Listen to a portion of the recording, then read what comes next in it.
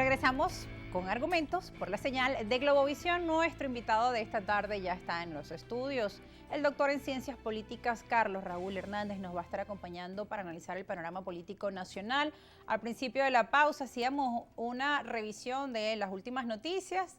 Carlos, como siempre, te damos la bienvenida y agradecemos tu presencia para que nos ayudes con el análisis de los recientes acontecimientos. Bueno, muy contento de estar aquí. Gracias. Como de costumbre. Gracias, Carlos. Bueno, cuando revisamos la prensa, los medios de comunicación, obviamente las expectativas con el tema de los diálogos, de las negociaciones, están presentes en los ciudadanos, sobre todo por el tema económico. Pues se ha dicho que una vez se eliminen las sanciones, una vez pase el tema de la negociación y el diálogo con resultados positivos, esto podría arrojar resultados positivos en favor de la gente. Estamos hablando de que se habló de un pacto social, un pacto humanitario para un fondo que se iba a descongelar para ayudar justamente a los sectores menos favorecidos, para ayudar con el tema de la salud, con el tema de la alimentación. Sin embargo, la gente se quedó esperando respuestas y lo que hemos visto de lado y lado son discursos donde se habla como que no vamos a seguir con este tema de las negociaciones hasta que todas las sanciones sean liberadas por parte de Estados Unidos. Y por parte de Estados Unidos, pues también hemos escuchado que por ahora no tienen previsto ningún canje, no hay nuevos avances. Bueno, yo diría que lo que dice Jorge Rodríguez me parece exagerado, ¿no? Porque quitar 700 sanciones no es una cosa que se puede hacer un día para otro. Lo que yo sí creo y desearía profundamente es que los Estados Unidos entendieran la situación internacional y el contexto de Venezuela, de la situación internacional, y aprovecharan la oportunidad para impedir que Venezuela se escape del área, vamos a llamarla latinoamericana, y se refugie en otros contextos que se están produciendo ahora con lo que llaman el nuevo orden mundial. El nuevo orden mundial que va a implicar un cambio en las relaciones de poder internacionales, va a haber nuevos bloques, varios bloques no ideológicos, sino bloques pragmáticos, y los Estados Unidos van a tener una situación muy distinta a la que tienen hoy.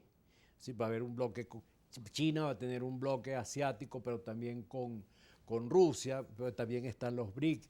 Xi Jinping anunciaba que va a reunirse en Moscú estos días, Indonesia pronto. por otro lado, y se están produciendo alianzas, pero alianzas pragmáticas, no son alianzas ideológicas, alianzas económicas. Y yo creo que esta es una de las últimas oportunidades, o tal vez la última, de que los Estados Unidos, bueno, recuperen de alguna manera sus relaciones con Venezuela. Venezuela es una potencia petrolera. El petróleo no se va a acabar, como andan diciendo por ahí. Y si se acaba, su utilidad es muy grande y múltiple, porque sirve para hacer de todo, hasta alimentos. Entonces, los Estados Unidos no debieran permitir que Venezuela se alejara definitivamente de un área de relaciones cordiales con ellos. Por supuesto, sin dominación, sin hegemonía, pero relaciones cordiales. Creo que los Estados Unidos están perdiendo esa oportunidad. Y entonces cuando Jorge Rodríguez dice que las elecciones deben ser sin sanciones, él tiene razón. En todo caso, los Estados Unidos tienen que honrar los acuerdos anteriores, en lo que se hablaba de que se iba a hacer un fondo de 3.000 y tantos millones de dólares, que se iban a establecer mecanismos para la ayuda, para las políticas sociales de Venezuela, y ninguna de esas cosas ha avanzado. Y por el contrario, salió por ahí un mequetrefe de estos de aquí, que viajaba para el exterior, uno de esos radicales, dijo que iba a no sé dónde a convencer a los parlamentarios de que no levantaran las sanciones a Venezuela.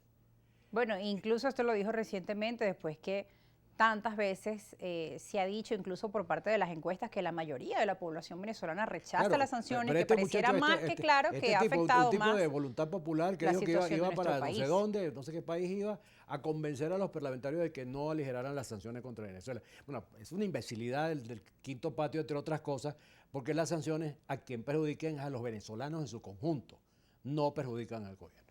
Entonces, bueno, yo creo que en un contexto en que no se producen avances en materia de suavizamiento, de mejoramiento de las relaciones con los Estados Unidos, bueno, entiendo que en ese contexto se dan las declaraciones de Jorge.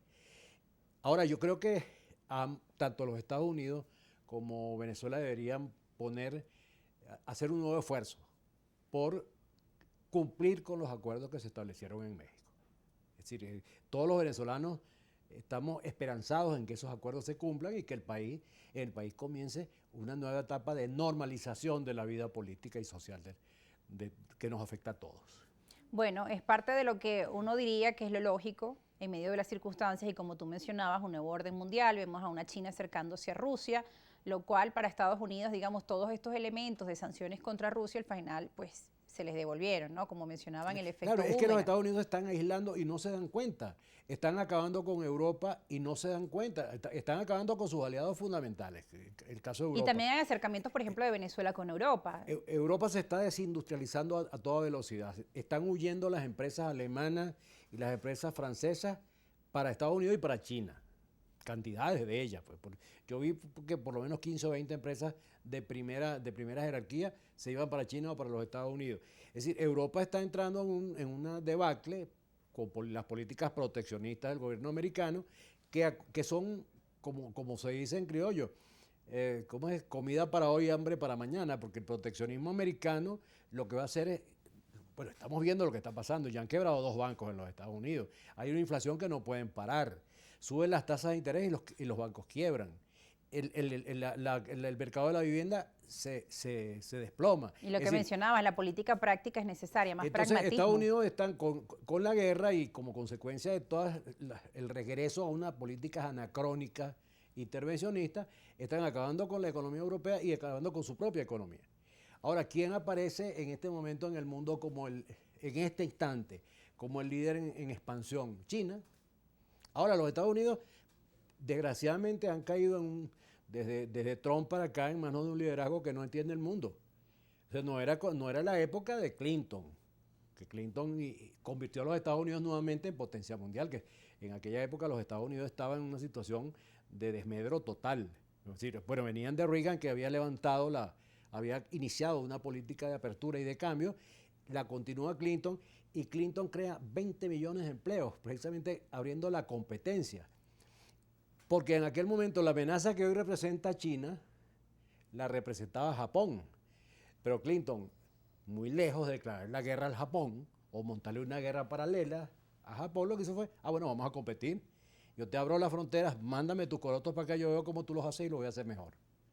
Bueno, y así Estados Unidos llegó al punto máximo en su historia, que fue el gobierno de Bill Clinton. No montando guerra, ni haciendo proteccionismo, sino todo lo contrario, permitiendo que la economía compitiera y se expandiera y creciera. Ahora vimos el año pasado el fracaso de la Cumbre de las Américas, el acercamiento de CELAC con China, de todos los países de América Latina y del Caribe, que también en la nueva ola de izquierda dentro del continente, pues pareciera que este mecanismo de integración regional vuelve a elevar su nivel de reuniones, de agrupaciones. Han anunciado que además se reunirán también con Europa, pero básicamente con países como China, quien también viene acercándose al otro gigante Moscú, cosa que no habría pasado sino producto pues, de todo este Bueno, la pesadilla de Henry conflicto Kissinger. geopolítico. La pesadilla de Henry Kissinger desde hace muchísimos años, desde 40 años o más, cuando fue canciller, secretario de Estado norteamericano con Nixon. Bueno, que él se propuso impedir a toda costa que China y Rusia se unieran. Y por eso hizo una jugada brillante y además audacísima en ese momento, que fue hacer que los Estados Unidos y China reanudaran relaciones. Entonces tenía un contacto directamente con los rusos y otro con los chinos para ponerlos a ellos a pelear, precisamente. Logró en varias ocasiones crear problemas entre ellos y ahora es todo lo contrario. Y los mismos Estados Unidos resolvían los problemas, pero impidió lo que él llamaba el bloque euroasiático. Entonces, ¿qué es lo que ha hecho de Reagan y Biden? Unificar a ese monstruo, que es la segunda potencia militar del mundo y segunda potencia nuclear, con la segunda o primera potencia económica del mundo. Entonces logró hacer de ese par de cosas que estaban separadas, incluso con conflictos entre ellos, que hace unos años estuvieron a punto de hacer unos tiros ahí por problemas en Siria. Bueno, logró convertirlos en un bloque que es terrible, porque en el sentido de que su potencia económica y militar es demasiado grande.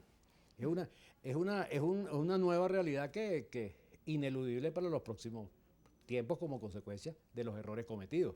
Ahora bien, vamos a estar analizando esto al regreso de la pausa porque ya me dicen que tenemos que ir con un corte comercial porque entonces uno se pregunta, bueno, ¿por qué tantos errores en la política internacional de Estados Unidos en los últimos años? ¿No? Es lo que la mayoría de la gente se pregunta porque conocemos que allá tienen todos sus mecanismos de inteligencia y estos errores pues se ven a simple vista. ¿Por qué Tienen está los mecanismos de ocurriendo? inteligencia, pero lo que necesitan es líderes inteligentes y parece que de hace unos años para Se acá perdió el liderazgo se perdió el liderazgo. en la Casa Blanca. Hasta Obama. Bueno, Hasta Obama. al regreso de la pausa vamos a seguir ampliando este tema y también vamos a estar haciendo un contacto con nuestra compañera Soriemi González, quien también entrevista a Igor Cotto, que es especialista en negociación y conflictos, y vamos a estar también compartiendo con ellos su visión y sus análisis. Ya regresamos con más argumentos, sus preguntas también a nuestras cuentas en redes sociales. A pie de pantalla les va a aparecer las redes, si no las tiene, @rosa_periodista y @argumentos_gb en Twitter. Volvemos.